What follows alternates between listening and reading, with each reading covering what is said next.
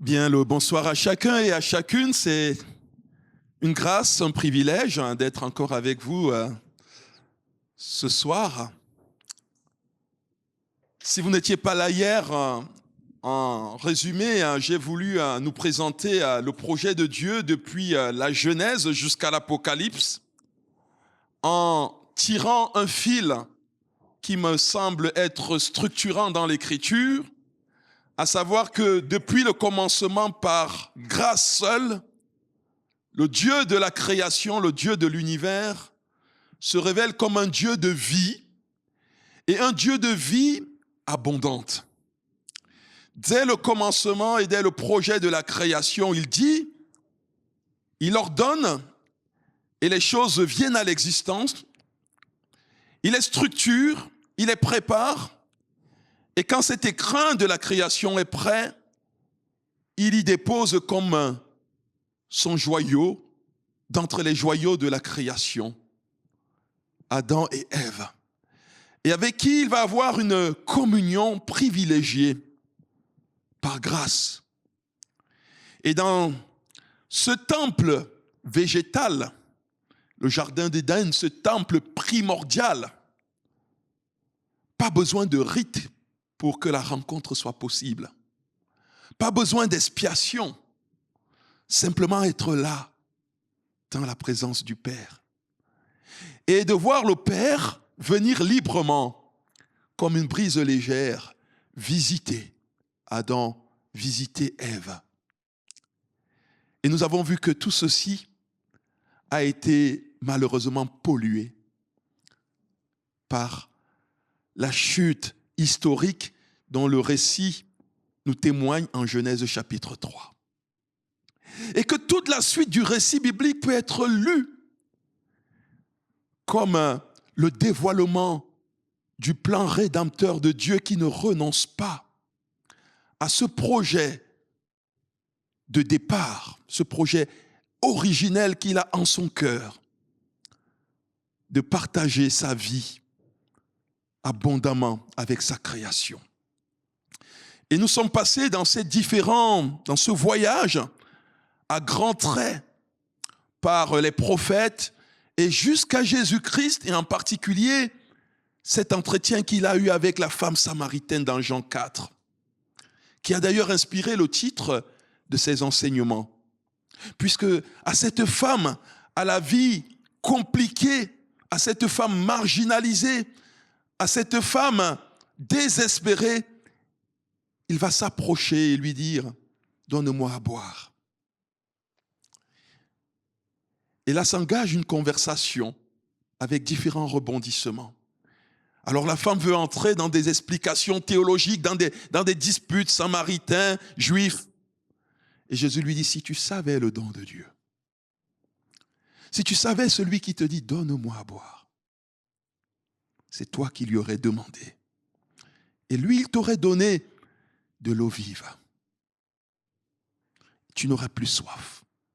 Et nous avons vu qu'il y avait là aussi une figure de l'Esprit Saint. Jésus dit à cette femme, l'eau que je te donnerai deviendra comme source d'eau jaillissante pour la vie éternelle. Cette eau qui symbolise la vie de l'Esprit est présente de la Genèse, nous l'avons vu, à l'Apocalypse avec le chapitre 21. L'Esprit et l'épouse disent, viens. Que celui qui a soif vienne et qu'il boive gratuitement. C'est là que nous nous sommes arrêtés hier soir. Voilà une restitution rapide. Pour ce soir, j'aimerais m'arrêter sur deux grands moments, j'ai envie de dire, de l'Écriture. Un passage qui m'a touché en réfléchissant à ce thème. Et dans l'Ancien Testament, c'est un récit qu'on trouve dans le livre du prophète Ézéchiel. On va le lire ensemble. Nous allons voir concrètement ce Dieu de la création être aussi un Dieu de la recréation. On pourrait même dire de la récréation aussi, de la joie. Dans un moment particulièrement douloureux de l'histoire d'Israël, ce Dieu se révèle comme le Dieu qui redonne vie, même là où il n'y avait plus d'espérance. Dieu ne renonce jamais à ce que sa vie jaillisse, là où il semble ne plus avoir de vie. Ça, c'est la première partie de ce que j'ai à cœur de partager avec vous. La deuxième partie que j'ai à cœur de partager avec vous nous amènera à réfléchir à ce qui entrave parfois dans nos vies ce projet de vie jaillissante. C'est un peu en deux temps le programme que je nous propose. Alors nous arrivons dans le livre donc, du prophète Ézéchiel. Nous sommes ici dans la deuxième grande partie du livre du prophète Ézéchiel. Le prophète Ézéchiel a prophétisé pendant une vingtaine d'années. C'est un prophète qui a vécu les événements de la déportation à Babylone, aux alentours de 597 avant Jésus-Christ. Et dans le passage qu'on va lire, Dieu va lui donner une vision d'une restauration de son peuple d'Israël. Des événements qu'on lit ont déjà eu lieu de manière historique, donc ils sont vraiment distanciés de notre époque. Nous n'allons pas faire le remake de ce que nous allons lire, mais nous allons essayer d'en tirer quelques enseignements pour notre temps. En étant attentif, bien sûr, à la distance à la fois historique, culturelle, et toute la transposition ne pourra pas être j'ai envie de dire, on ne va pas pouvoir faire toutes les correspondances. Mais c'est intéressant, me semble-t-il, de réfléchir ici à ce que Dieu fait. Nous lisons, la main de l'Éternel se posa sur moi. C'est Ézéchiel qui parle. Et l'Éternel m'amena par son esprit et me déposa au milieu d'une vallée pleine d'ossements. Il me fit promener près d'eux tout autour, et je constatai que ces ossements étaient innombrables sur toute l'étendue de la vallée et qu'ils étaient totalement desséchés. Arrêtons-nous un peu là-bas. Les 3 premiers versets de ce chapitre commencent d'abord par un état de lieu qui renvoie à la situation de détresse, de dispersion d'Israël. Israël qui fut assiégé, Israël qui fut déporté. Les commentateurs s'accordent pour dire que Nabuchodonosor avait fait déporter, démembré Israël. Plus de 10 000 personnes avaient été emmenées en captivité, parmi lesquelles des élites, des gens qui donnaient leur force, leur intelligence, leur talent au pays. Et c'était une stratégie d'affaiblissement pour s'assurer que le pays allait être privé de ses forces vives. Ézéchiel va faire partie de ce démembrement. Et il va se retrouver lui aussi en captivité. Il va lui aussi souffrir de la souffrance qui touche son peuple et qui correspond à un jugement sur l'état d'un peuple qui est en errance morale, spirituelle, qui a oublié d'une certaine façon la fidélité à la parole d'alliance conclue avec Yahweh. Et ici, le prophète doit d'abord commencer à constater que cette vallée, qui représente un peu le territoire du peuple, est peuplée non plus d'hommes, de femmes vivantes, mais de vestiges de cadavres. Ce ne sont même plus des squelettes distincts, mais une vallée d'ossements disloqués et dispersés. Et pour bien montrer que ça fait bien longtemps, on nous dit qu'ils étaient déjà blancs, desséchés. Et durablement, le peuple éprouve sa situation comme une situation d'abandon, une situation de mort. on dirait un désert de mort. Le peuple se voit ainsi. Et le prophète doit d'abord poser dans la vision. Il observe ce constat. Voilà l'état spirituel de la nation. C'est un peuple qui est mort spirituellement. Et qui est bien mort spirituellement. Poursuivons la lecture. Alors le Seigneur va associer son prophète à la réflexion. Et son prophète va ici représenter d'une certaine façon Israël, puisqu'il est fils d'Israël, il est membre de ce peuple. Il me demanda, fils de l'homme, crois-tu que ces ossements revivront? Il va venir solliciter la foi du prophète. Qu'en penses-tu? Ce que tu vois là, qu'est-ce que tu as vu? Évidemment, le prophète a vu la mort, la désolation. Et il lui dit, crois-tu? Pas penses-tu? Crois-tu? Il sollicite sa foi. Crois-tu que cette situation peut changer? Le prophète répond, toi seul Seigneur éternel, tu le sais. Toi seul Seigneur, tu le sais. Il est en train de dire deux choses par cette réponse. La première chose qu'il dit au Seigneur, c'est sa propre limite à lui. Je ne sais pas. Le Seigneur lui a demandé, crois-tu? Il ne lui a pas demandé, sais-tu? Et lui répond, toi Seigneur, tu le sais. Ce n'est pas la même chose, hein? Ce n'est pas le même registre. Crois-tu? Appelle à notre foi, à notre confiance. Le sais-tu? Appelle à notre sagesse, à notre connaissance. Il dit, Seigneur, toi tu le sais. Moi je ne sais pas. Il ne faut pas opposer le savoir et le croire. C'est des sœurs qui doivent dialoguer. Et le prophète ici entre en dialogue. Dieu sollicite sa foi. Il dit, Seigneur, toi tu sais. Donc moi je ne sais pas. Il admet d'abord ses limites. Il y a des situations qui nous désarment, y compris du point de vue de notre rationalité.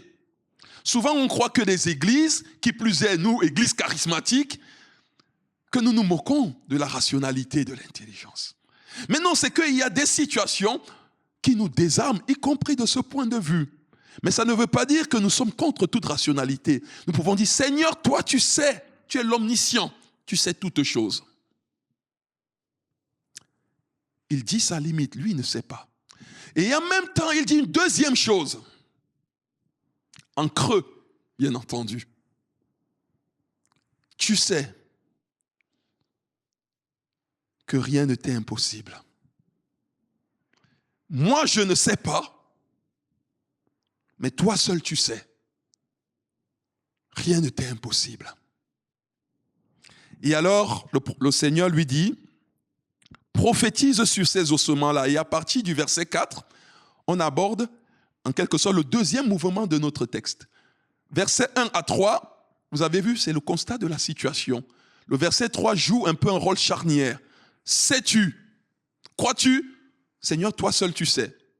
Et on bascule dans un deuxième mouvement de notre texte à partir du verset 4 et suivant.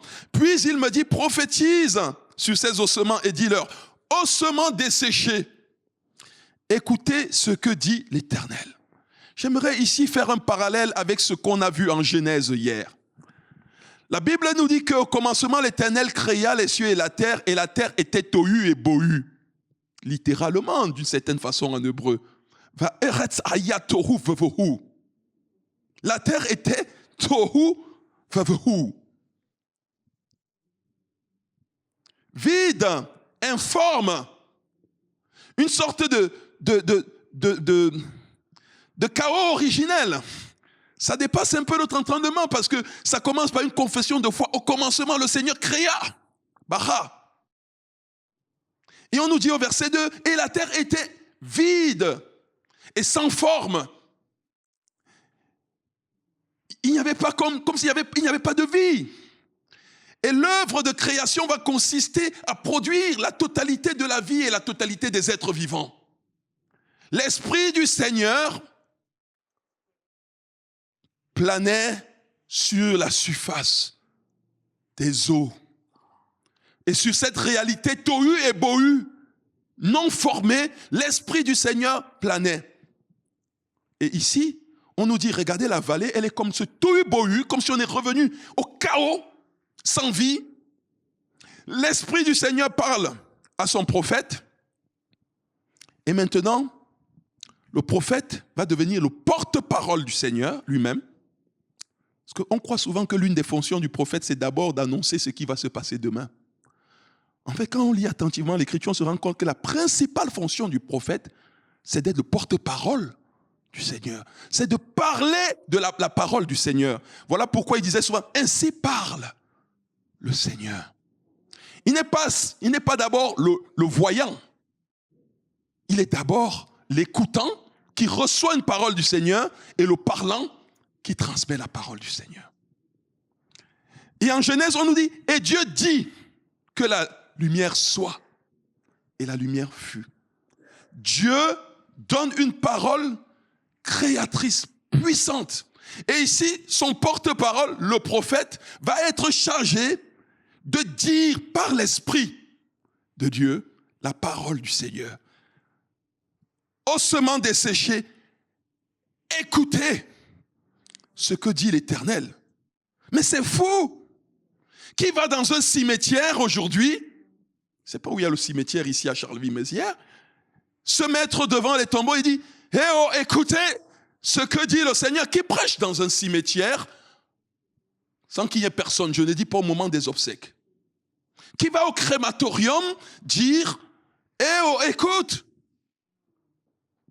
Ça n'a pas de sens, rationnellement, de dire aux ossements desséchés, écoutez le Seigneur. Vous voyez très bien que nous sommes ici sur une vision et sur un langage symbolique, mais qui aura son sens, puisqu'il s'agit de parler aux oreilles profondes d'Israël qui n'écoutent plus, qui est comme dans une mort.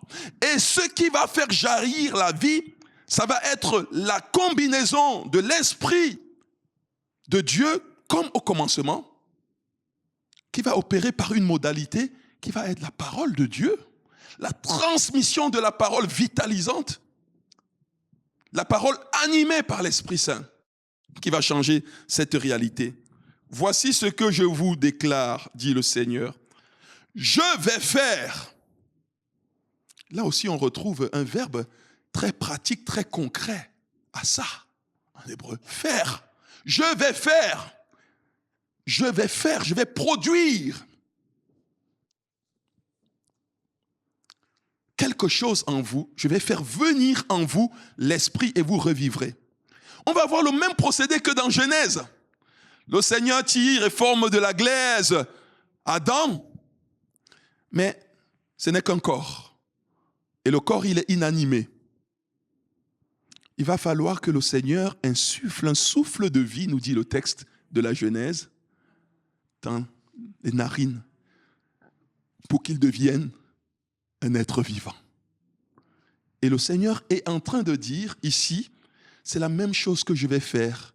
Ça ne va pas passer par la classe des sacrificateurs d'abord. Ça ne va pas passer par un rituel d'abord. Moi-même, je me prépare à souffler un souffle nouveau, le souffle du Seigneur, à nouveau sur cette réalité, va changer quelque chose.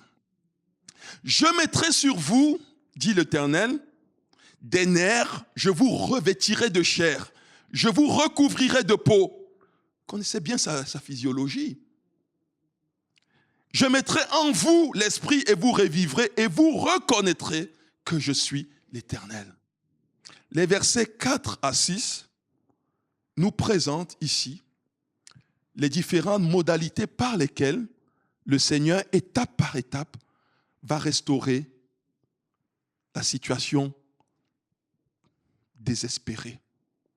Le Seigneur est en train de dire à son peuple, c'est moi-même qui vais changer cette situation. C'est moi-même qui vais produire une réalité nouvelle. Vous ne pouvez pas produire la vie abondante vous-même. Vous ne pouvez pas produire la revitalisation. C'est l'œuvre du Seigneur lui-même. Et c'est une grâce. Et c'est lui qui prend le premier l'initiative de le faire. Mais il va utiliser ici encore son prophète dans la vision, les versets 7 à 9. Je prophétisais donc, on va souligner l'obéissance du prophète dans cette vision, comme j'en avais reçu l'ordre. Et tandis que je prophétisais, c'est-à-dire tandis que je déclarais la parole de Dieu, tandis que je transmettais ce que Dieu était en train de me dire transmettre.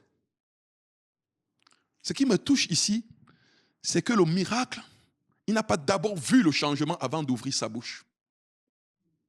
Nous voulons vivre des signes, des prodiges. Nous voulons voir jaillir, je fais une petite parenthèse déjà ici, une actualisation. Hein, oui, nous voulons voir des situations changer, mais on reste sur place. On attend de voir le changement avant de louer. On aime la louange. On aime l'action de grâce. C'est bien. Le Seigneur n'a rien contre. Mais ce qui me touche, c'est que c'est dans ce mouvement d'obéissance qu'advient la réalisation de ce que l'œil ne voyait pas encore. Ce n'est pas en restant sur place. Ce n'est pas en se tournant les pouces. C'est dans le mouvement d'obéissance, en déclarant la parole, non pas sa parole, non pas ses pensées à lui, mais ce que j'ai reçu. Et je prolonge un peu la parenthèse. Dans un enseignement que j'ai eu à donner ailleurs, on a parlé à un moment donné de l'autorité spirituelle. Il y a beaucoup de bien-aimés dans le Seigneur, parce que n'oublions jamais que nous sommes des bien-aimés dans le Seigneur, quel que soit notre seuil de cheminement avec le Christ. Nous sommes les bien-aimés du Christ, qui confondent la notion d'autorité spirituelle, surtout, j'ai mes frères africains, vous savez, dans nos milieux, parfois on confond ça avec la tonalité. Moi, je parle fort. Donc, c'est à vous de baisser. Si c'est très fort, vous baissez. Au nom de Jésus! J'ai dit, mes frères, calmez-vous. Ce n'est pas une question de crier. Ce n'est pas une question de son de voix. L'autorité spirituelle. Ce n'est pas non plus une question de ton statut dans l'église. Vous savez, l'église du Christ, ce n'est pas une armée au sens où je vous parlais hier. C'est-à-dire que ce n'est pas le colonel Paul. Non, c'est pas ça. Autorité spirituelle. Pour ma part, et je ne dis pas une vérité exhaustive, mais je dis ici un aspect, parce que ce n'est pas le thème sur lequel j'enseigne ce soir, un aspect de l'autorité spirituelle qui me semble fondamental, c'est lorsque je suis aligné à la parole de Dieu. Parce que ce n'est pas ma parole qui change une réalité. Ma parole n'est pas performative. Ma parole n'est pas créatrice. Mais la parole de Dieu l'est. Parce que Dieu lui-même veille sur sa parole, dit l'Écriture, pour l'accomplir. Car il n'est pas un homme pour mentir, ni le fils d'un homme pour se repentir. Donc l'autorité spirituelle, c'est lorsque je déclare simplement la parole de Dieu avec foi et en étant dans l'obéissance. L'autorité spirituelle ne marche pas dans la désobéissance et avec mes propres paroles. Je referme ici la parenthèse. Regardez son obéissance. Dans ce mouvement d'obéissance, alors Dieu va réaliser ce qu'il a ordonné, mais c'est encore la vision. Alors l'Esprit, verset 10, entra en eux et ils reprirent vie. J'ai l'impression que j'ai avancé un peu plus vite, non? Oui, j'avais avancé un peu, on était au verset 7, pardon. On était au verset 7, pardon. Nous sommes au verset 7 à 9. Je prophétisais donc, comme j'en avais reçu l'ordre, et tandis que je prophétisais, il y eut soudain un bruit. Ah, voilà, c'est pour ça que je parlais des décibels. Je me suis dit, l'autorité spirituelle, ce n'est pas le bruit, d'abord. Regardez, il y a un bruit, donc quelque chose a commencé à se passer. Vous imaginez dans la vision, vous voyez des ossements, un crâne là-bas, un tibia par là, c'est la pagaille. Il prophétise, et là il entend. Alors ça, c'est nous qui ajoutons les effets spéciaux. Le texte ne nous dit pas. Le texte dit seulement, j'entendis un bruit. Puis un mouvement se produisit. Et les os se rapprochèrent les uns des autres. Le peuple disloqué dispersé, désunifié. Ce n'était plus un corps, nation. C'était une dislocation d'individus. Et ça, c'est aussi, c'est pas une préfiguration aussi de l'unité de l'être du peuple de Dieu. L'une des œuvres de la mort, l'une des œuvres du diable, parce que les deux sont associés dans cette production de la mort, c'est de nous désunir. C'est quoi la mort? C'est cette séparation douloureuse du corps, de l'âme et l'esprit. C'est la désunion, la mort. Et après, c'est la dislocation. C'est la division de l'unité corporelle et de l'unité spirituelle. Donc ce peuple qui n'était plus un peuple uni, une entité spirituelle unie, commune, va le redevenir. Mais je voudrais attirer notre attention sur les étapes. Ce n'est pas parce qu'il y a du bruit, ce n'est même pas parce qu'il y a du mouvement, de l'agitation, qu'il y a la vie. Parce que dans la vision, il se rapproche et il reforme des squelettes. Mais ce n'est pas encore la vie. Le jour de ma conversion, notre parenthèse, j'avais 15 ans. J'ai grandi dans une église baptiste. Je suis baptiste depuis ma grand-mère. Mais une église baptiste qui fonctionnait un peu comme une église de multitude. C'est-à-dire qu'on considérait que puisque ma grand-mère, mon père, mes parents m'avaient enseigné la parole de Dieu, et c'est vrai. Et personne ne s'était approché de moi pour me dire, et toi, qu'est-ce que tu en penses? Et toi, est-ce que tu as accepté Jésus? Alors un jour, j'ai été invité dans des églises qui nous faisaient peur. Une église de réveil, comme on dit au Cameroun. Enfin, c'est une église charismatique, peut-être pentecôtiste même. C'était un anniversaire. Moi, je suis invité. Je dis, bon, c'est bizarre que j'aille à l'anniversaire de ma cousine à l'église. Mais bon, c'est en même temps normal parce que la salle de l'église, comme cette salle-ci, pouvait accueillir plus de monde. Et là, le pasteur, voilà, nous a accueillis, on a chanté joyeux anniversaire, il y a des trucs. Et puis à un moment donné, avant de manger, il dit, bon, on va donner la parole à notre pasteur qui va bénir le repas. Bon, jusque-là, tout va bien. Mais avant de bénir le repas, le pasteur a dit, j'ai une parole sur le cœur. Et il a lu l'évangile de Jean chapitre 11. Et là, moi, j'étais là, je me disais, c'est quoi ça? C'est un anniversaire, pourquoi il nous parle de la maladie de Lazare? Ensuite, de la mort de Lazare? Puis de sa résurrection au jour d'un anniversaire. Alors, pour vous la faire courte, il y a eu une expression qui m'a frappé, j'étais jeune homme. Il a dit, vous êtes là, nous sommes là pour fêter l'anniversaire de Liliane. Mais c'est quoi un anniversaire? C'est célébrer une année de plus. Or, une année de plus, c'est une année de plus vers notre Dieu. Pardon? C'est ça? Il a dit, donc Liliane est en train de se rapprocher. Et nous tous, nous nous rapprochons. Parce que la Bible dit, prépare-toi à la rencontre de ton Dieu. Mais alors, cette année que nous fêtons, est-ce une année de vie au sens de Dieu ou est-ce une année de mort? Je dis, mais j'avais jamais entendu ce message. Il a dit, oui.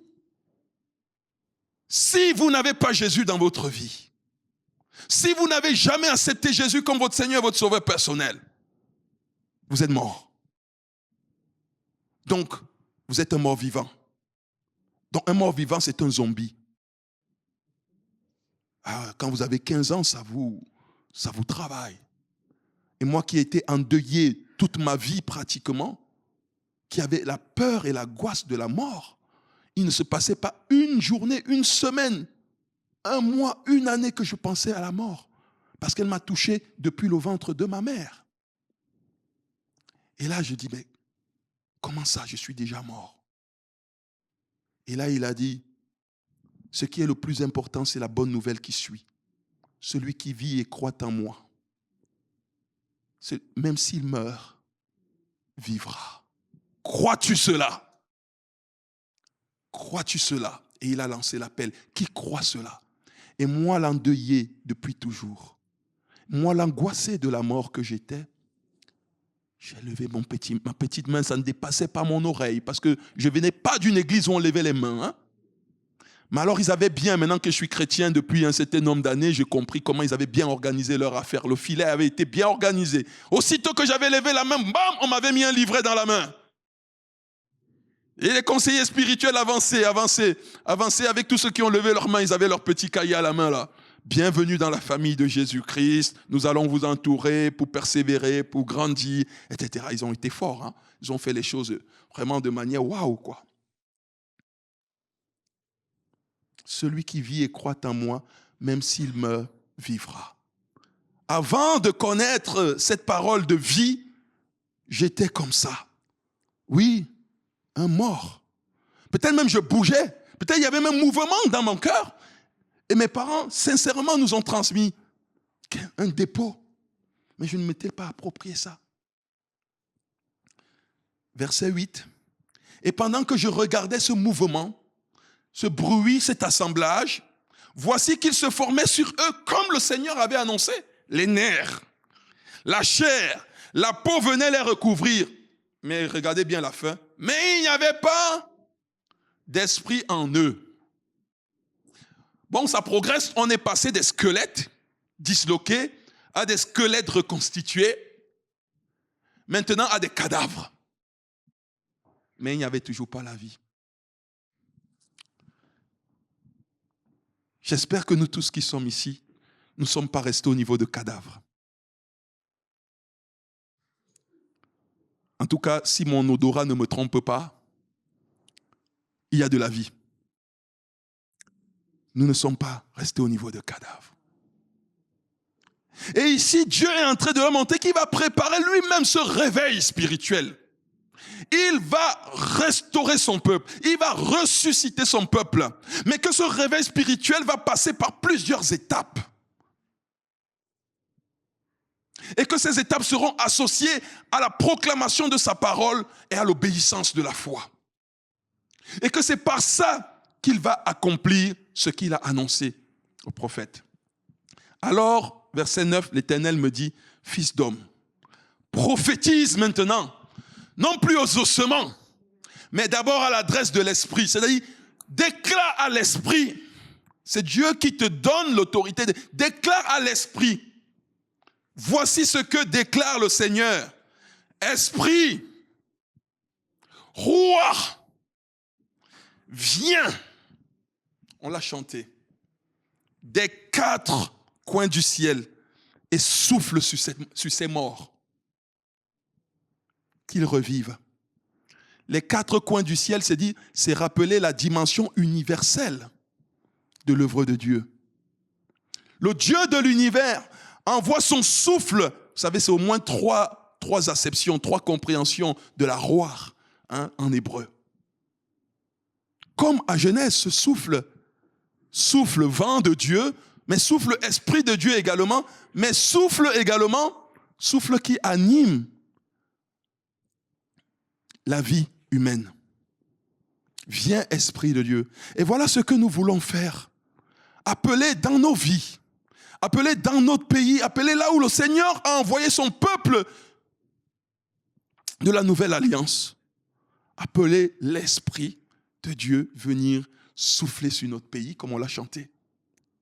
Venir apporter le réveil, venir transformer les réalités pour que sa vie jaillisse dans les lieux où il ne semble avoir que chaos et mort. Et maintenant, le Seigneur va continuer avec le prophète et on va voir que ça concerne vraiment Israël. Je prophétisais donc comme il me l'avait ordonné. Alors l'Esprit entra en eux, donc il obéit encore, et ils reprirent vie. Amen. Et ici, là, il va avoir une expression typique de la résurrection dans les récits bibliques. Ils reprirent vie. Et comment on sait qu'on a repris vie? Comment on sait qu'on a repris vie? C'est sous nos yeux, là. Verset 10. Ils se dressèrent sur leurs pieds. Ils sont relevés, ils se mettent debout. Vous savez, en grec, là c'est l'hébreu, mais en grec, ça va être le verbe egeiro. Il est réveillé, relevé, debout. Parce que la gloire de Dieu, c'est l'homme debout. C'est la femme debout. Quand bien même tu es dans le fauteuil roulant, de l'intérieur, Dieu veut te relever. Nous ne sommes pas créés pour mordre la poussière. Comme Philippe de Courroux chante, pour ramper à la hauteur du serpent de Genèse. C'est lui qui devait ramper et mordre la poussière. Mais la Bible dit depuis le commencement que la descendance de la femme qui se tiendra debout écrasera la tête du serpent. Tu veux écraser la tête du serpent? Mais mets-toi d'abord debout. Comme disait l'apôtre Paul, réveille-toi, toi qui dors, et le Christ t'éclairera d'entre les morts. Et là, tu pourras être debout. T'es découragé. Tu dépéris de l'intérieur. Eh bien, voici comment Dieu veut te restaurer et te remettre debout. Signe que tu es vivant. Debout spirituellement. Debout pour te tenir devant ton Créateur. Et ce n'était plus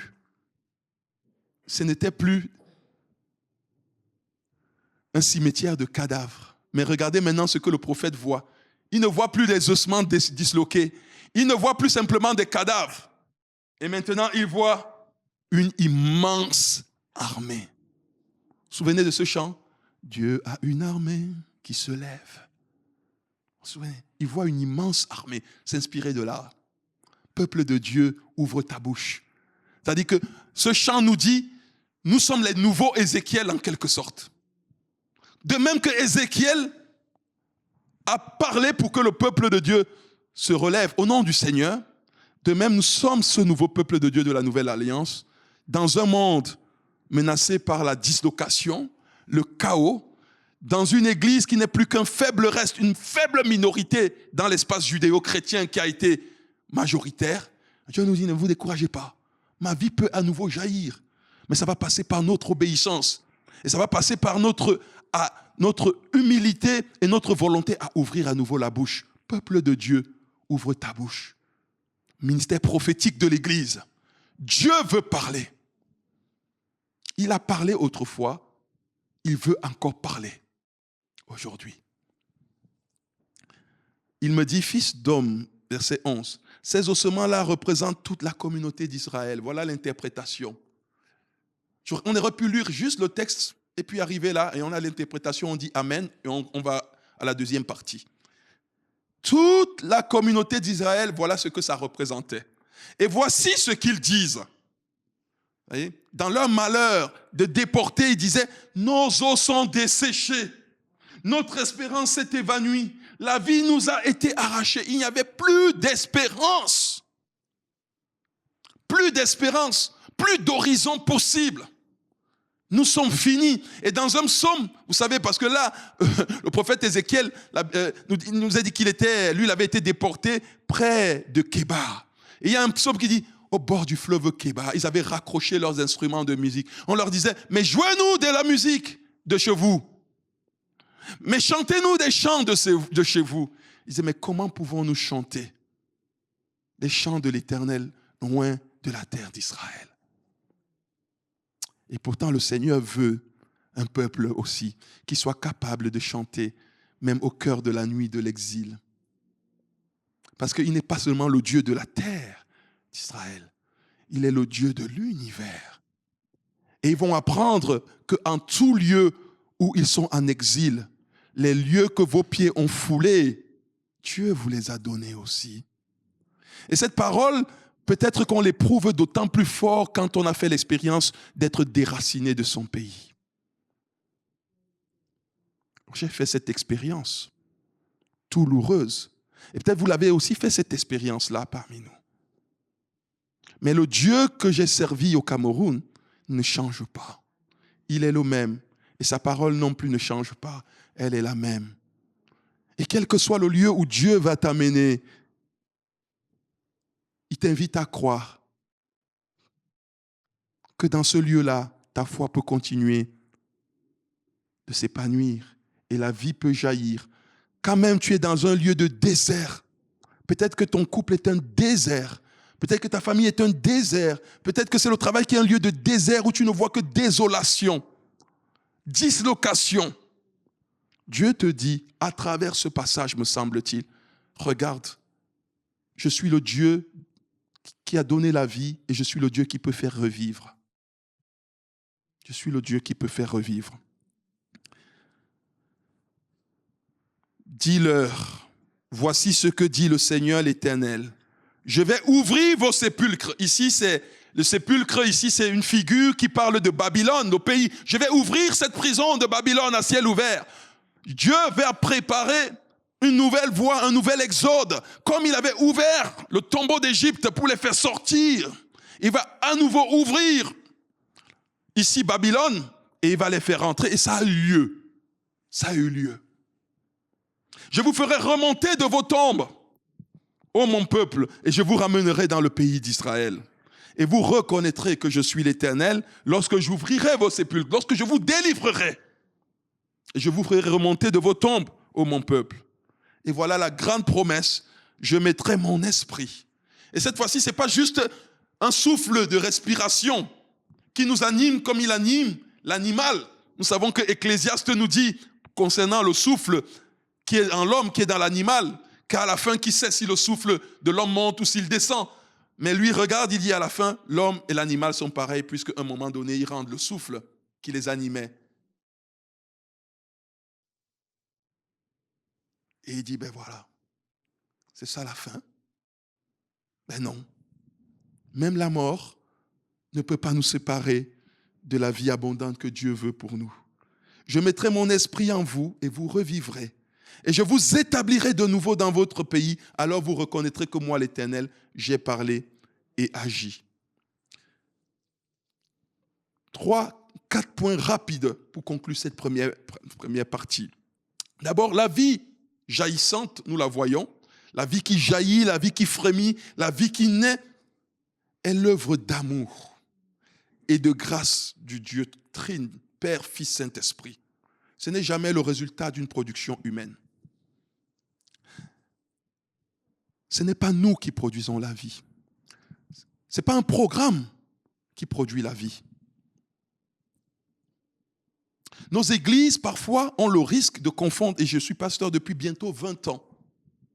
Et je vois comme ça parfois des lubies qui arrivent, et 40 jours pour vivre l'essentiel, 40 jours pour découvrir, 7 jours pour... Oui, ça peut aider.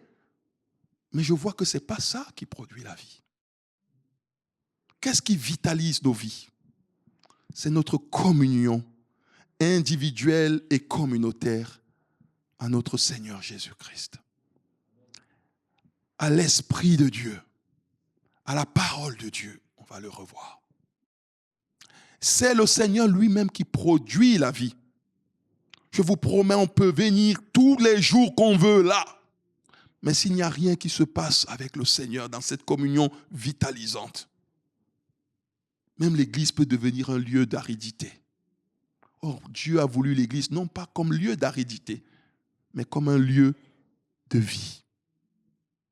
Comme un moyen pour nous aider à grandir dans cette vie abondante. Ne nous prenons pas pour Dieu. Nous ne pouvons pas produire la vie. Et parfois, nous mettons tellement de pression sur nos responsables. Quand tout va bien, on dit gloire à Dieu. Quand ça diminue, on dit, le pasteur n'est peut-être pas la bonne personne.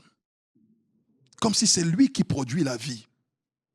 Non, la vie vient de la communion avec notre Dieu. C'est lui le Dieu qui donne la vie. C'est lui le Dieu qui vivifie. Et dans mon bureau à Nîmes, j'ai une tasse dans laquelle je prends mon café. C'est écrit, quand ça me dépasse, je passe. Quand ça me dépasse, je passe. C'est-à-dire que je dis, Dieu, tu le sais, j'accepte mes limites. Ça me donne de rester humble. Ça m'a dépassé, Seigneur, je passe. C'est toi qui donnes la vie. Et parfois, on vient chercher le pasteur en le culpabilisant. Tu vois, Jésus, il a laissé 99 brebis pour aller chercher la dernière. Non. Non, mes amis. Quand ça me dépasse, je passe. Je ne suis pas Jésus. Jésus s'occupera aussi, cette brebis, ou un autre frère, ou une autre sœur. Parce que c'est Dieu qui produit la vie. Les cimetières sont remplis des gens indispensables. Ne confondons pas ça. La vie, c'est l'œuvre de Dieu. Deuxième implication, le Seigneur a choisi d'associer par grâce son peuple, ici je dis son Église, mais au sens, j'ai envie de dire, de peuple de Dieu. Aussi bien dans l'ancienne alliance que dans la nouvelle, le Seigneur a choisi d'associer son Église pour un ministère prophétique. C'est-à-dire un ministère centré sur sa parole. La parole permanente de Dieu. La parole de Dieu qui a traversé toutes les cultures, qui a rencontré toutes les cultures sous tous les espaces géographiques. Dans sa permanence, elle ne change pas. La culture change, l'environnement change, mais cette parole est la même. Par contre, nous avons un effort à faire pour la transmettre de manière adaptée, pertinente pour une culture donnée. Quand on dit Jésus est le pain vivant descendu du ciel, un gars qui est à Fumban dans mon pays, il ne voit jamais le pain. Est-ce que c'est la baguette? Est-ce que c'est... Voilà. Mais si tu lui dis Jésus est le couscous vivant, le pain que basse descendu du ciel, là, il commence à saliver. C'est un peu ça, prendre en compte la culture et adapter. Tu qu'il est le mille, ça parle à quelqu'un de l'extrême nord du Cameroun. Le pain, ça parle aux sémites, ça parle aux français. Vous voyez un peu. Mais la vérité spirituelle, elle n'a pas changé. Ça veut dire que Jésus est celui qui nourrit ma vie, ma foi. Le ministère prophétique de l'Église, je reviendrai demain là-dessus, pour conclure cette série de 3 messages, donc je ne vais pas développer, est un ministère dont l'Église a besoin encore aujourd'hui. Dans les 5 ministères, il a donné à son Église des prophètes aussi. Mais alors, pas pour être des diseurs de bonne aventure, pas pour vous dire les paroles que vous voulez entendre, forcément, mais pour parler de la part du Seigneur.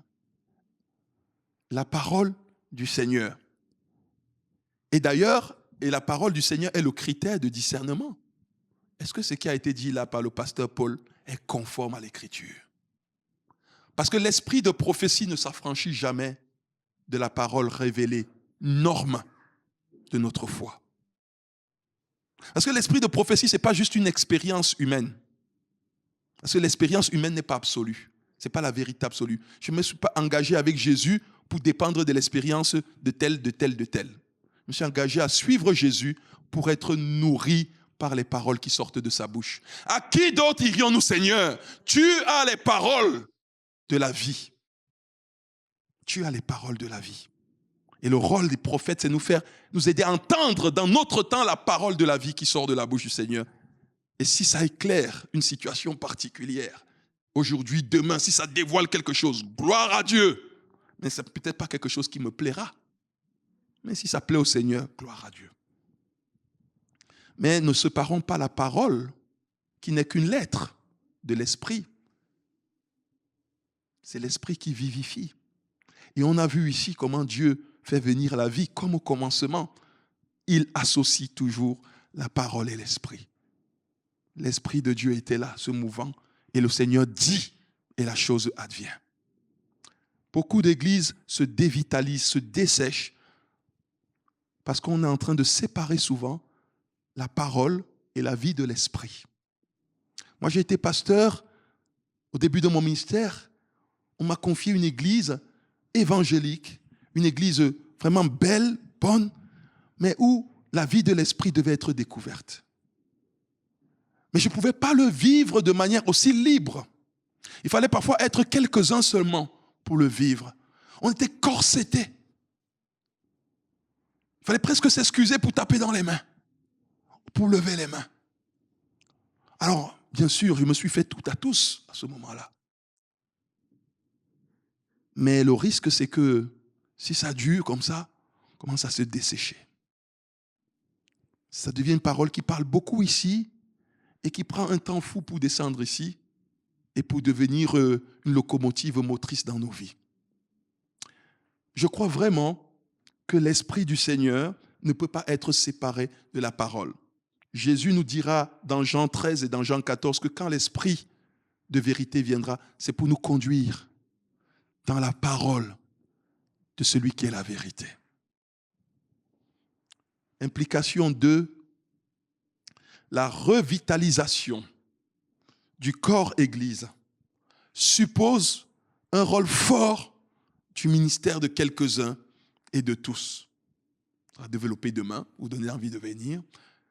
Tous ne sont pas prophètes, tous ne sont pas apôtres, tous ne sont pas pasteurs, docteurs, tous ne sont pas évangélistes. Et dans Éphésiens, nous verrons, il a donné les uns comme apôtres, comme évangélistes, comme prophètes, comme pasteurs, comme docteurs, pour dynamiser le corps, pour que le corps grandisse, que la vie jaillisse et s'exprime de manière harmonieuse. Amen. Il faut donc que nos églises continuent de réfléchir à comment laisser les ministères s'exprimer, encourager les ministères pour la vitalité du corps. De quelques-uns, mais nous avons tous reçu au moins un don à mettre au service du corps. Une démarche intentionnelle. Le prophète Ézéchiel, même si c'était une vision, un songe, mais on voit que dans cette vision, il exprime sa volonté. Le réveil, la revitalisation, la vie jaillissante, ce n'est pas un accident, ce n'est pas en marchant comme ça, boum, je me heurte dessus. Non, il faut le désirer, il faut le vouloir. C'est une démarche intentionnelle, orientée vers le grand projet de Dieu. Il faut dire, Seigneur, nous voyons de Genèse à Apocalypse que ton projet, c'est une vie jaillissante, c'est une vie abondante.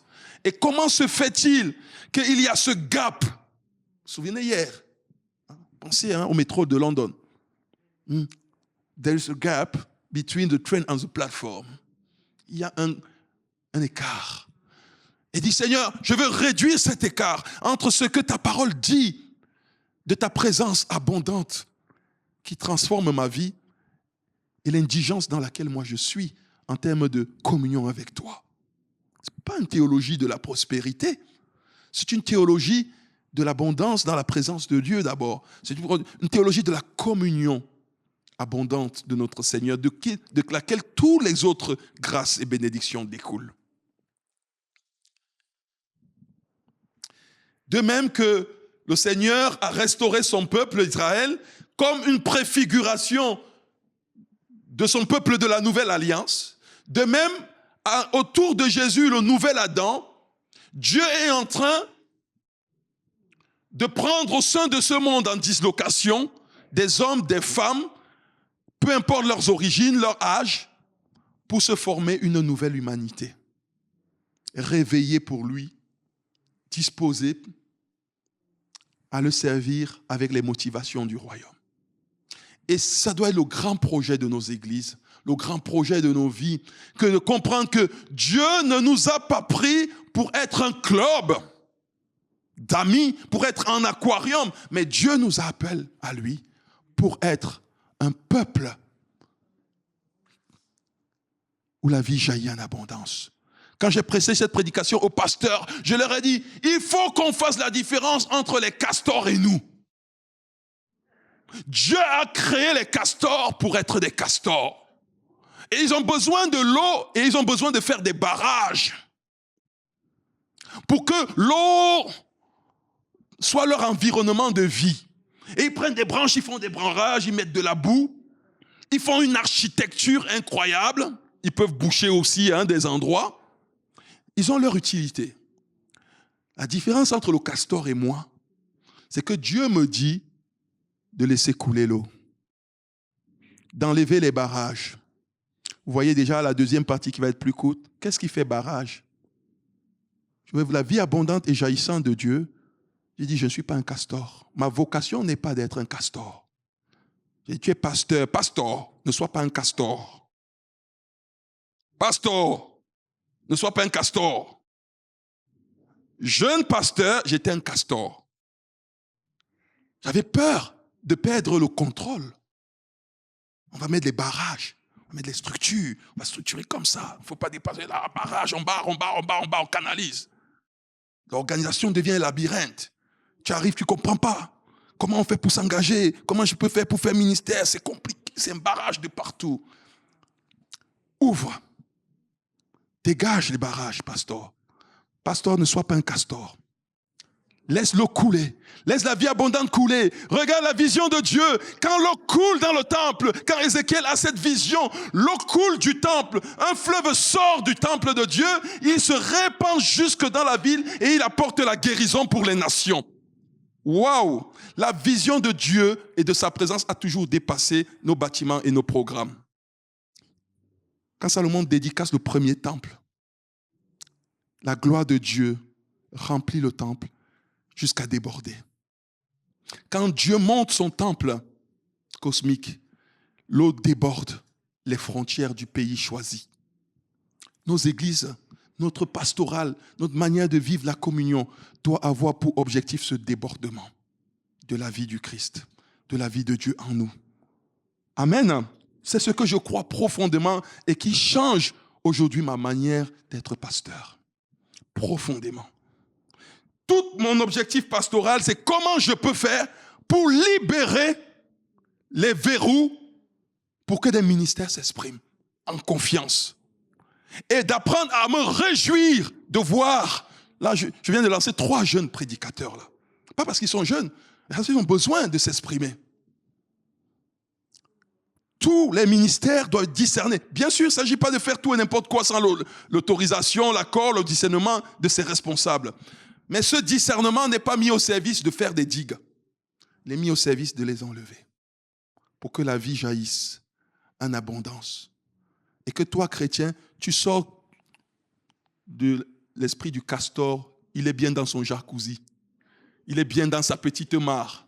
Il sort que pour aller chercher à manger. Après, il revient là, il est dans son petit milieu. 1 mètre d'eau, 2 mètres au maximum.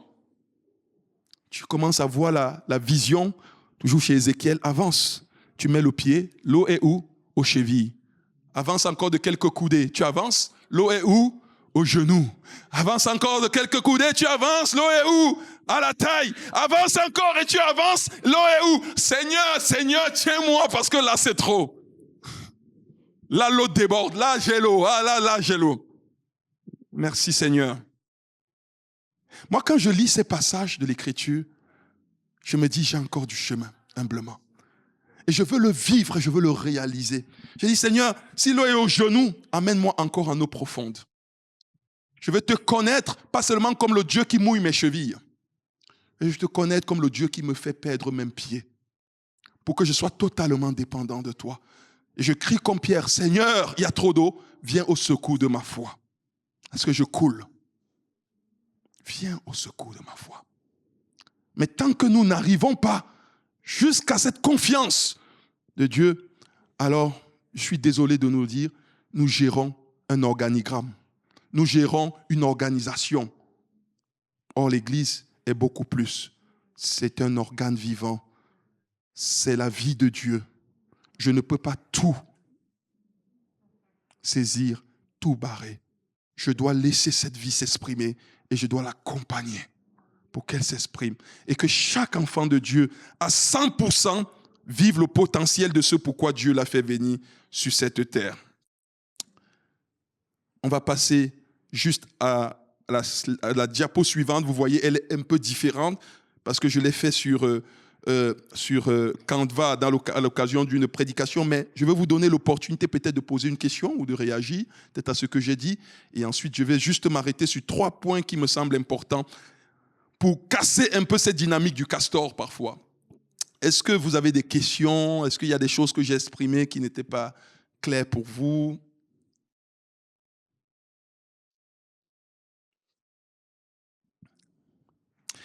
Alors, on va avancer. Il faut que je me mette aussi sur le même support que vous. Non, mes notes sont ici. Les amis, on a compris et je crois que nous sommes d'accord pour dire que la volonté de Dieu, c'est de nous faire vivre la réalité de cette vie abondante dont le Christ a parlé déjà beaucoup. Et je voudrais juste prendre une parabole que vous connaissez très bien, c'est la parabole du semeur, parce que dans cette parabole, nous voyons que quand on sème, c'est pour avoir, non pas des graines, c'est pour avoir une plante, et que la plante porte du fruit. Et cette parabole va nous parler de la réception de la parole de Dieu, et elle va mettre en évidence ce qui empêche à cette graine qui a le potentiel de tout ce que Dieu veut pour nous, de s'exprimer, d'exprimer tout son potentiel. Donc, c'est un peu, rapidement, quelques failles, je ne vais pas être exhaustif, qui font barrage à entrer pleinement dans la jouissance de ce que Dieu a pour nous. Alors, on va lire le texte rapidement.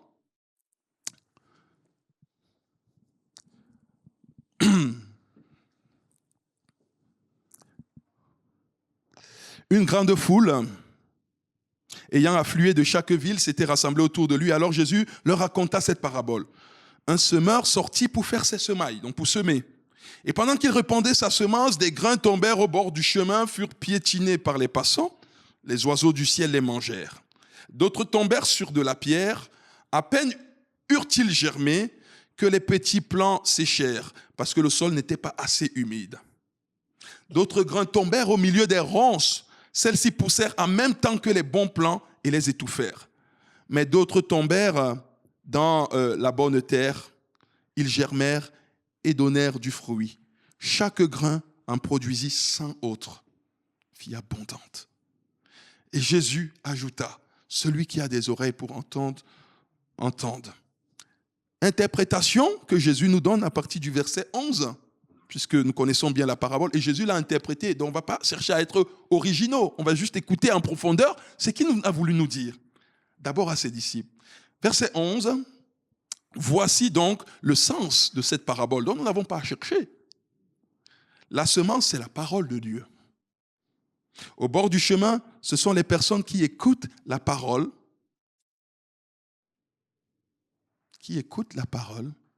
mais le diable vient l'arracher de leur cœur pour les empêcher de croire et d'être sauvés. Mes amis, il y a quelqu'un qui n'est pas pour le projet de Dieu et il est démasqué et nommé. Dieu ne fait rien, il pourrait le faire, ce n'est pas dit qu'il est impossible, mais il ne fait rien, il a choisi de ne faire rien sans sa parole. Dès le commencement, il pourrait faire autrement. Mais cette parole porteuse de vie, le Christ nous révèle qu'il y a quelqu'un qui n'aimerait pas qu'elle s'enracine profondément en nous. Un récent sondage qui est sorti là en début janvier nous montre que la lecture de la Bible ne fait que de baisser, y compris au sein des chrétiens qui se déclarent comme évangéliques. Et la question n'est pas de savoir si on lit notre Bible chaque jour, la question même était de savoir si on la lit de temps en temps. Et de plus en plus, des gens répondent que non. Il y a quelqu'un qui est à l'œuvre pour que cette parole ne soit pas ouverte. Il y a quelqu'un qui est à l'œuvre pour que cette parole ne soit pas gardée. Et la première faille qui empêche, le premier barrage, il faut absolument faire sauter, c'est celui-là. Identifier ce qui m'empêche d'ouvrir cette parole. Identifier ce qui m'empêche de m'exposer à cette parole.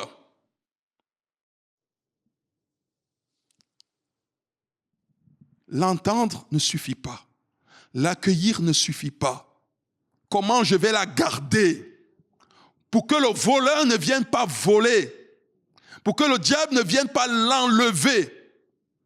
Si tu veux continuer d'expérimenter la vie abondante de Dieu, ce n'est pas possible si tu as un rapport homéopathique à sa parole.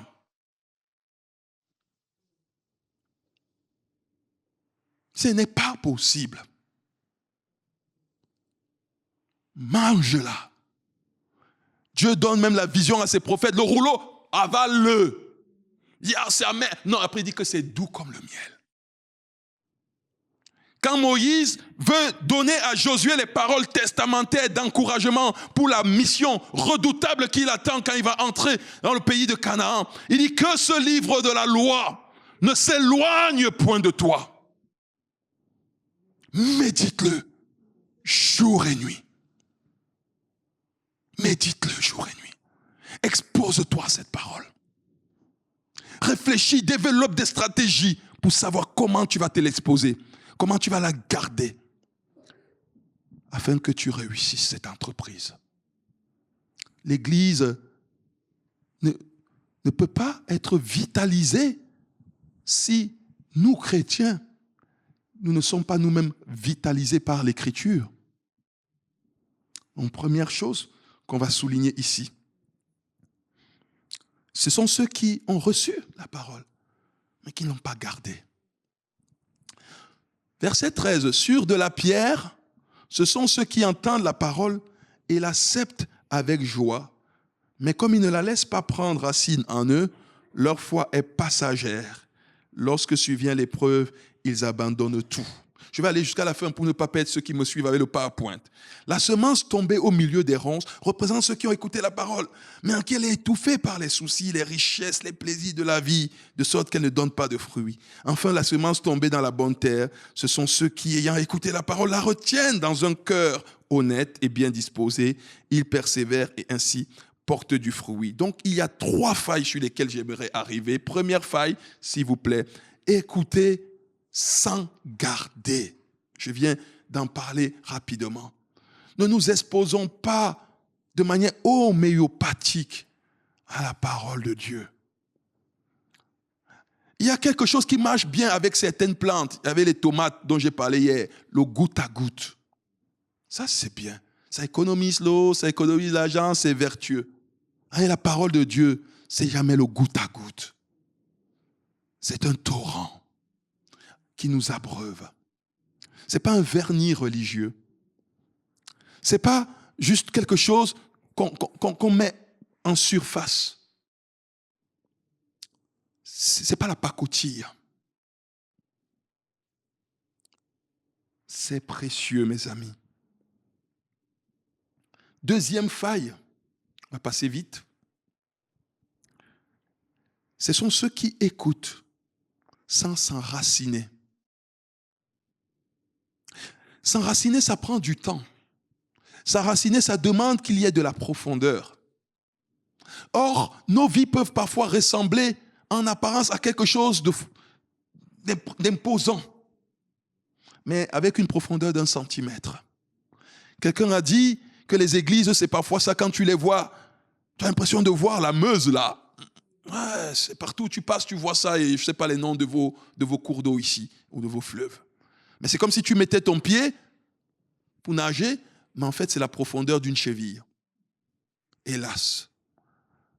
La parole du Seigneur, le Seigneur veut nous donner une vie abondante, mais cette vie abondante nous appelle à entrer en profondeur avec notre Seigneur.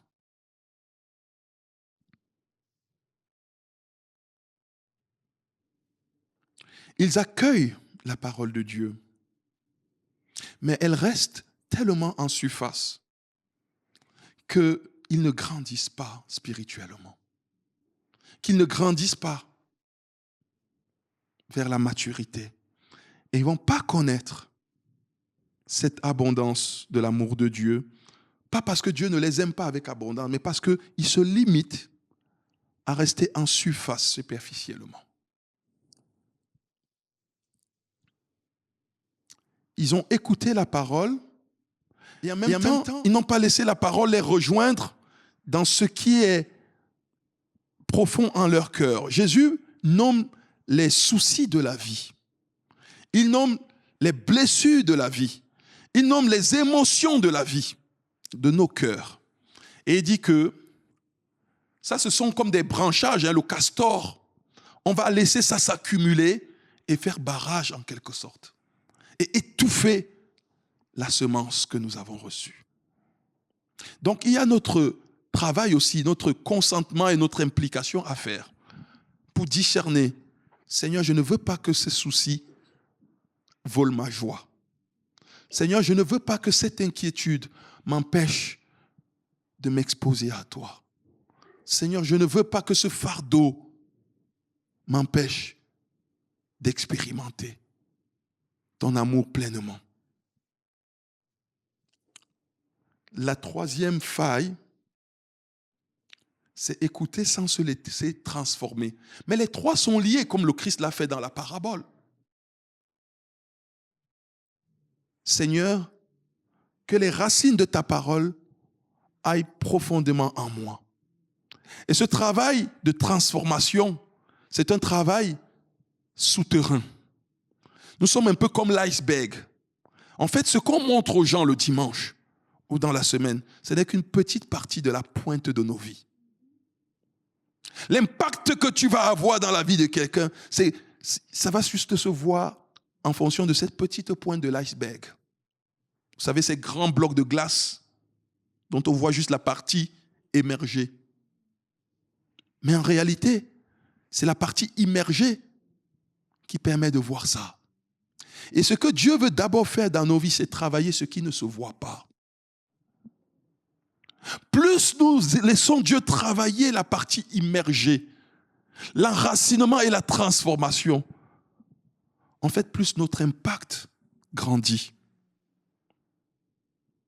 Moins nous laissons Dieu travailler nos profondeurs, moins notre impact grandit. Il me semble qu'il y a là presque un principe physique qui se transpose dans le monde spirituel. Et nous croyons, et nous, parfois c'est un iceberg à l'envers. C'est-à-dire beaucoup de choses qu'on donne à voir. On est dispersé, beaucoup de choses. Mais quand on regarde sous, c'est petit comme ça. C'est comme si vous avez pris la pyramide et vous l'avez renversée comme ça. La petite pointe, elle est là juste en bas et on voit un grand truc. Mais c'est fragile tout ça. Et un jour, ça se casse la figure. La vie profonde avec le Seigneur, ça prend du temps comme une plante qui grandit, qui s'enracine, qui prend les forces avant de s'élever. Et tout à l'heure, en revenant de chez un frère et une sœur, nous ont fait la joie de nous accueillir cet après-midi. Je voyais la force des racines. Le système racinaire, il est tel que parfois, si on ne fait pas gaffe, même il commence à soulever même le bitume. Il n'est pas allé verticalement en profondeur. Il a dû rencontrer des difficultés. Mais alors, il a dévié. Et comme il est resté en surface, il fait sauter le bitume. Les chrétiens superficiels font beaucoup de dégâts, causent beaucoup de blessures à cause de l'immaturité spirituelle qui va avec l'immaturité émotionnelle. Le problème, c'est qu'on ne prête pas souvent attention à l'immaturité émotionnelle. Or, les gens blessés et non consolés deviennent blessants eux-mêmes et ne consolent pas. La vie abondante a été donnée à l'église de Corinthiens. Je ne sais pas si on peut avancer. On peut avancer encore. Ouais. 1 Corinthiens 3. Vous savez que c'est une église magnifique, dans laquelle la vie de l'esprit a été donnée plus que presque toutes les autres églises auxquelles Paul écrit. Ils avaient tous les dons. Ça pullulait de dons. Mais alors, c'était des grands bébés spirituels et émotionnels. L'apôtre Paul dit, « Je n'ai pas pu vous parler comme à des adultes dans la foi, parce que vous étiez encore à un stade de bébé émotionnel. » Alors, il ne les infantilisait pas, il disait ce qu'il était. Moi, je ne vous connais pas assez, je ne me permettrai pas de poser une telle parole sur votre communauté. Mais ici, comme à Nîmes où j'ai enseigné ce message, je nous ai interpellés, soyons attentifs à ça. Il dit que, mais lorsque vous vous jalousez les uns les autres, lorsque vous vous disputez les uns les autres, ne voyez-vous pas là que vous ne vous comportez pas comme des adultes spirituellement, mais au contraire comme des enfants spirituels? Là où il y a la vie de l'esprit, l'esprit éduque et fait grandir aussi nos émotions et nos ressentis. Ce n'est pas eux qui font la loi. C'est l'esprit qui est en nous qui les éduque. Il éduque ma colère. Et il m'apprend à lui donner une place. Non pas comme un feu qui est dévastateur, mais à lui donner une place pour devenir peut-être un moteur de faire mieux ou un moteur même de compassion. Il va utiliser ma jalousie, non pas pour jalouser l'autre peut-être, mais pour purifier les motivations de mon cœur. Ce que Paul dit là, vous pourrez aussi le lire dans Jacques. D'où viennent les disputes? D'où viennent les querelles au milieu de vous? Et Jacques dit ça ne vient pas de la sagesse d'en haut, Parce que la vie de l'esprit chez Jacques est exprimée en termes de sagesse d'en haut. La sagesse d'en haut est pacifique. Elle est conciliante. Elle ne fait rien de ceci, elle ne fait rien de ça. Un peu comme dans 1 Corinthiens 13, c'est l'équivalent de l'amour. Et ça vient de Proverbe 8. La sagesse crie. Vous voyez? La même sagesse qui nous est annoncée dans Proverbe 8 trouve son pendant dans 1 Corinthiens 13. L'amour est patient, l'amour est ceci. Et dans Jacques, c'est de la sagesse qui vient d'en haut, qui est pure, qui éduque nos cœurs. La vie de l'esprit doit nous transformer. Jusque dans nos pensées, jusque dans nos émotions. Je voudrais conclure avec les slides qui suivent. Ouais, ça c'est ce que j'ai dit. Là, je vais vite. Oui, Dieu a donc pour nous, en conclusion, un projet de vie fructueuse. Et je reviens au passage de Jean chapitre 15 qu'on a lu hier, mais je ne vais pas relire tout le passage. Je vais juste attirer attention à quelque chose qui m'a frappé. Et ce qui m'a frappé tout à l'heure, en remettant un peu ce texte-là pour vous le partager. Et quelqu'un a dit dans sa prière au début du culte, a prié pour que nous demeurions en lui. Parce qu'hier, on s'est rappelé demeurer. Demeurer, c'est habiter. Une chose que je désire ardemment, dit le psalmiste, je voudrais habiter. Je voudrais demeurer. Hein? Et vous connaissez ce chant, Inematov ou Manaïm Chevet, Arim Kamyarat, qu'il est bon pour des frères et sœurs de demeurer. Et dans Jean chapitre 1, il nous dit que celui qui était la parole, la lumière du monde, est venu demeurer au milieu de nous. Tabernacler au milieu de nous. Demeurer, c'est habiter. Demeurer, c'est appartenir. Demeurer, c'est être relié. Et le Christ prend l'image de la vigne et nous les sarments. Et il dit que si nous voulons porter sa vie, nous devons demeurer. Nous devons rester connectés. Nous devons rester rattachés. Nous devons lui appartenir. Pourquoi? Parce que si nous ne demeurons pas en lui, nous ne pouvons pas porter du fruit qui vient de lui. Nous allons porter le fruit qui vient de nous. Et le fruit qui vient de nous est mauvais.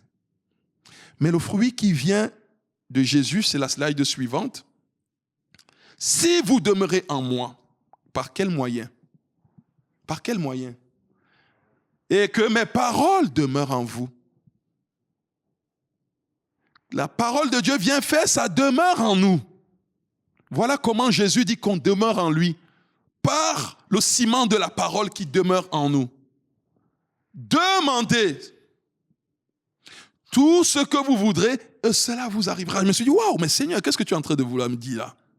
Je n'avais pas encore vu le lien qu'il y avait entre demeurer en lui par sa parole et dans sa parole et la prière. Et la prière. Pas seulement la prière, mais la prière que Dieu va exaucer. Vous priez, vous demandez, vous ne recevez pas, vous demandez mal. Et parfois, on a entendu des interprétations, on dit, vous demandez des choses inutiles, des choses futiles, mais ce n'est pas ça, demander mal. C'est alors quoi demander mal? Et peut-être, juste une hypothèse à creuser, peut-être c'est un aspect de demander mal. C'est peut-être que nous ne demandons pas d'abord ce qui est essentiel, de demeurer. Et nous ne demandons pas suivant la parole, conformément à la parole. Or, Jésus nous dit au verset 8, « Mon Père est glorifié en ceci que vous portiez beaucoup de fruits et que vous soyez mes disciples. » Voilà pourquoi Jésus nous demande de demeurer. Le but, demeurer est un moyen, mais la finalité, c'est que nous portions du fruit. C'est que nos vies soient fécondes. C'est que nos vies soient nourrissantes aussi pour d'autres. Mais pour cela, il faut demeurer, il faut habiter la présence du Seigneur. Et je crois qu'il y avait un dernier verset qui va nous ramener un peu en arrière. Ce n'est pas vous qui m'avez choisi, c'est moi qui vous ai choisi et institué et établi afin que vous alliez. Et ça m'a troublé. On pourrait dire demeurer, c'est quelque chose de statique. Et Jésus nous dit non, ce demeurer va être quelque chose de dynamique. Parce que vous devez aller, demeurer, c'est aussi être dans un envoi. La parole reçue, la parole qui m'envoie. Il parle à ses apôtres ici. Et ça rappelle Matthieu 28. Allez vers toutes les nations, faites des disciples. Et c'est en allant qu'on va porter du fruit. Nous prions que le Seigneur remplit l'église, Seigneur fait grandir l'église. Il dit, mais c'est mon désir. Mais pas pour qu'on ait une assemblée grande, mais pour qu'on se réjouisse avec lui de voir du fruit. Mais ça va pas arriver en disant, Seigneur, parle-leur qu'ils viennent. Ça arrive en disant, Seigneur, nous allons. L'église dispersée en semaine. C'est en allant. Ça change ma façon de voir l'église. C'est pas juste les autres qui viennent. C'est moi qui vais, envoyé par la parole, par le Seigneur et avec sa parole, afin que le Père vous donne, et ça revienne encore, deux fois là, tout ce que vous lui demanderez à mon nom. Et donc ça m'a travaillé, je suis retourné en arrière. Je me suis dit, mais qu'est-ce qu'il dit Jésus? Est-ce que ça veut dire que je demande n'importe quoi? C'est la slide suivante, s'il te plaît. Jean 14, vous voyez? Là, on était à Jean 15. Je suis retourné en arrière. Je me dis, j'ai déjà lu ça. Et là, écoutez comment Jésus parle. Si vous m'aimez, vous garderez mes commandements. Ce n'est plus nous qui demandons. Ici, ce n'est pas nous. Il dit, moi, je demanderai au Père. Et qu'est-ce que Jésus demande au Père? Pour ses disciples. Il s'apprête à partir, à les laisser. Et vous pouvez croire que demander, c'est demander tout ce qui nous passe à la tête. Mais qu'est-ce que Jésus, lui, il a demandé au Père pour nous? Je demanderai au Père de vous donner un autre défenseur. C'est le Saint-Esprit, le Parakletos. Pour qu'il soit avec vous pour toujours. Voilà ce que le Père veut nous donner.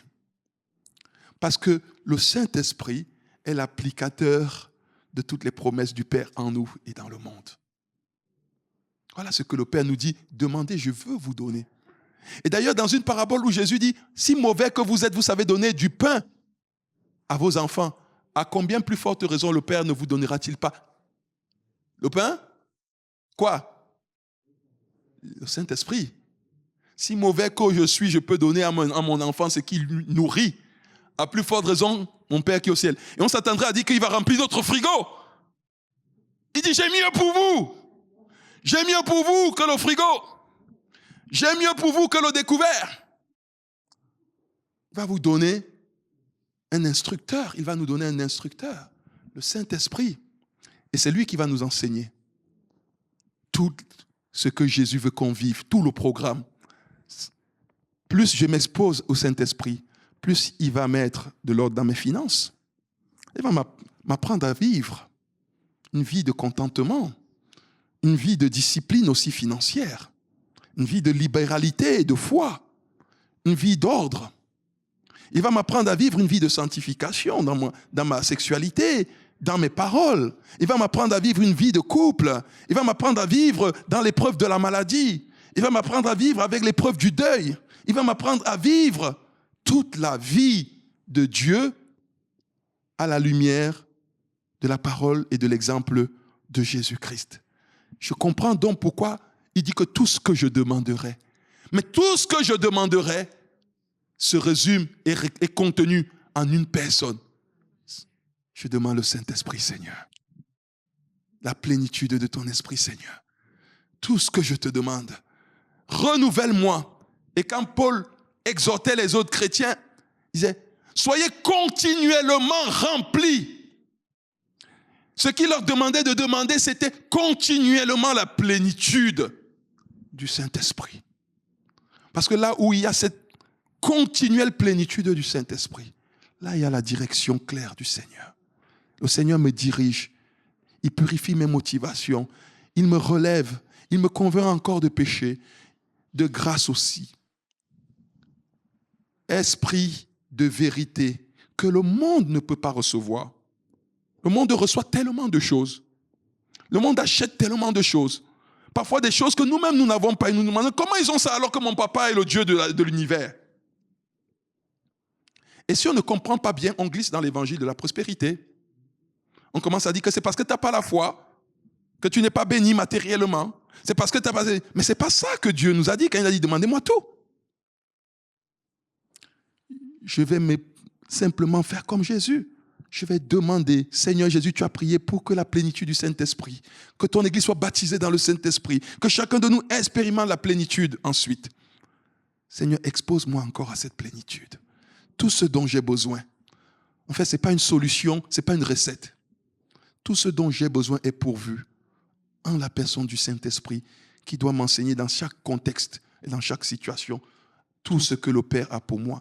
Parce qu'il est l'esprit de la vérité que le monde ne peut pas recevoir, parce que le monde ne le voit pas, parce que le monde ne le connaît pas. Mais il dit, vous le connaissez. C'est pas peut-être. C'est pas peut-être. Vous le connaissez parce qu'il demeure auprès de vous. Et à ce moment-là, Jésus n'était pas encore monté au ciel. Il dit, et il sera en vous.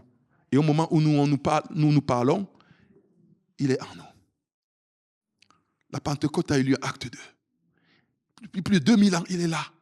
Pas à côté de nous, en nous. Et qu'est-ce que je dois demander, Seigneur, pour expérimenter cette vie abondante? La réalité de la plénitude de l'Esprit Saint, dans le renouvellement de mon intelligence, dans le renouvellement de mon cœur, dans le renouvellement de ma vie. Qu'ainsi le Seigneur nous aide à voir ce lien, communion abondante avec le Père, communion abondante avec Jésus-Christ le Fils, par le Saint-Esprit, communion abondante avec l'Esprit de vérité, c'est-à-dire l'Esprit du Christ. Amen.